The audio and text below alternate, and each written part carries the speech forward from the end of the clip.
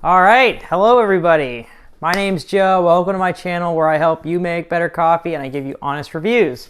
Today I am reviewing the Mayorga coffee. I'm gonna grab this right over here. This is the Inca blend. I'm doing this because it's gotten a lot of press recently. Actually, there was a whole 60 Minutes interview with a coffee person from Costco, and that's what this is from. Apparently they're working on getting really high quality coffee, into their stores. So this is kind of like their benchmark that they've, kind of gone out of their way to, try to get people some good coffee. I'll say this is, for the price, this is amazing. This was, I think, 14 bucks roughly, and this is 2 pounds roughly. So that's a lot of coffee for $14. That's like $7 a pound. You're kind of getting into wholesale pricing at that point, which is really, really nice, especially if you drink a lot of coffee. Now, it is organic. They say that it also has a fair trade piece on there. It also has, they also say they go direct to source. So honestly, it sounds like it's pretty good as far as the green score is considered. So yeah, it's a blend from Peru, Colombia, and Bolivia. And it's a medium roast. So let me show you the coffee. We have it right here. All right. Yeah, so it is, I would say they're pretty accurate in that statement. This does seem like a medium right in the middle there. Maybe medium dark, but yeah, probably just medium. So a lot of times too when you get like, the reason why I say that and kind of like hesitantly is a lot of times when you go to buy coffee at a store, their medium roast is like dark roast to normal people. So, all right, what I'm gonna do is pull a shot. I got 14.5 grams in.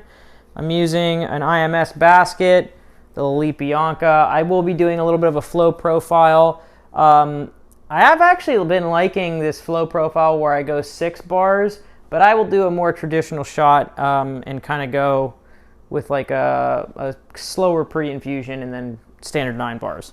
So let me go ahead and get this. Saying that looks like a mixture of both medium and dark.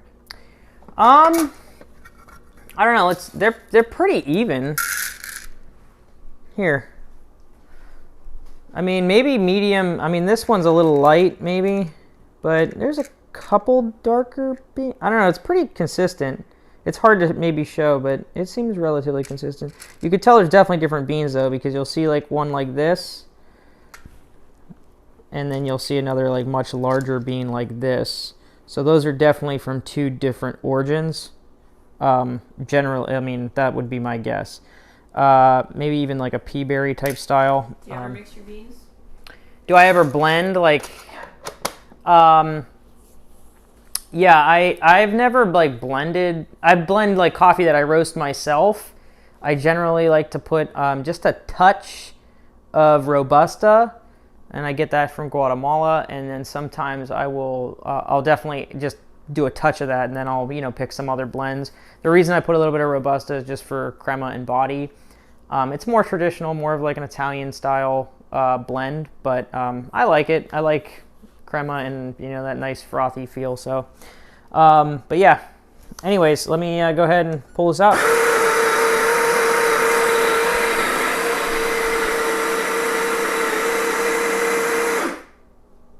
Very, very cool. Okay, we got this going. So hello to Dylan, hello to Linda. Hello Dylan and Linda, thank you for joining us. Barista. Who is that? Barista? Barista. Barista. Okay, very cool. Thanks for joining. If you haven't seen or heard or whatever, I am reviewing Costco's signature new coffee, the Mayorga Inca blend, whatever that means. But it seems like a pretty solid coffee. I will say there's no roast date, but I noticed that the sell by date was 4/4/22. So I did buy this about a month ago, so it actually probably you probably get it about a month in, which is pretty rare for, you know, store-bought coffee, especially at a place like Costco or a Sam's Club or something like that. So yeah, it's not the worst out there, that's for sure, especially for $7 a pound. Yeah, Linda said she tried the Panama Gaggia, and it surprised her. It's smoother than she expected. They sell a Panama Gaggia at Costco. Please let me know if they do. Yeah, this smells pretty good. Woody. Oh, online. Oh, okay. On Costco's website online? Or just online somewhere? Yeah, it smells pretty woody. It's got, it doesn't have like a very dark smell to it. It's kind of light, maybe hints of like lemon peel and a little bit of like cedar sort of is the wood that I'm getting. Anyways. Yeah, they said Costco online. Very cool. Who would have thought that you could get that quality of coffee through them? Like I said, there was a whole 60 Minutes article or video on their like coffee sourcer now. So obviously they're trying to do this. So Caitlin, if you want to bring up closer to the machine and show them the bars of pressure and everything. I'm starting at the center just to quickly wet it. The pressure in here, I will start to back off. Once I start to see a few drips at 2 bars is generally when I will start.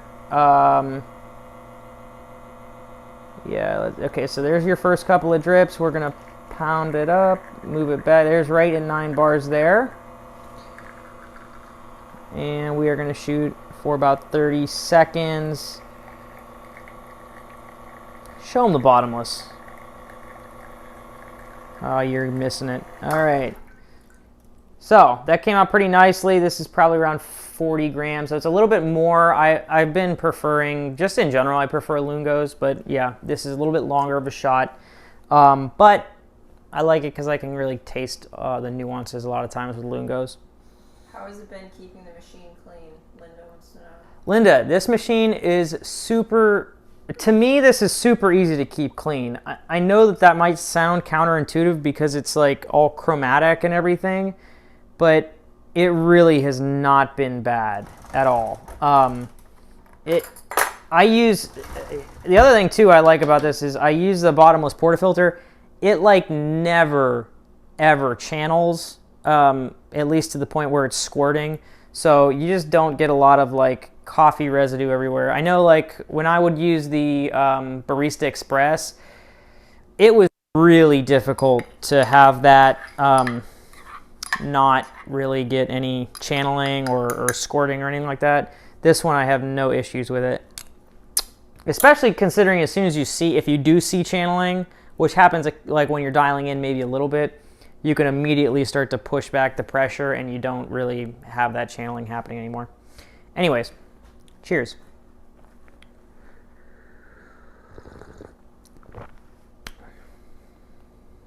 That's a pretty good shot, if I do say so myself. Yeah, not bad. Has some bitter notes in the back. It's starting to get a little older. I mean, we refrigerated it and stuff and tried to keep it fresh, or I should say freezered it. But yeah, it's a little, definitely woody. Still has that wood. Maybe, I don't know if I'd say cedar or not, but the smell smells really nice though.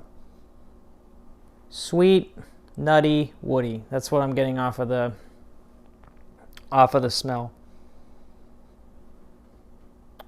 Yeah.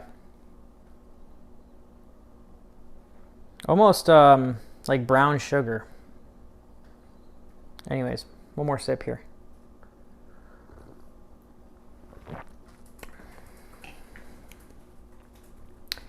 Yeah, so on the sides of my palate, you get a little bit of that sweetness, kind of like that brown sugar sweet. After it sits a little bit, you do start to pull up a little bit of the bitterness. You could maybe tweak that. You could probably pull a little bit less bitterness out and stuff like that, depending on how much you pull out, what your temperature is, stuff like that. But, you know, it's a little bit bitter, not too terrible though.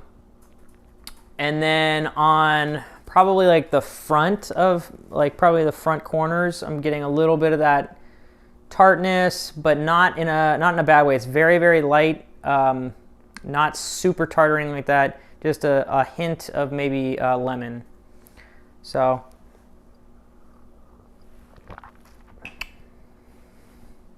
yeah, it's pretty. It's actually, it's really not half bad for some really cheap, like $7 a pound coffee. This is not the worst I've ever had. That is for sure.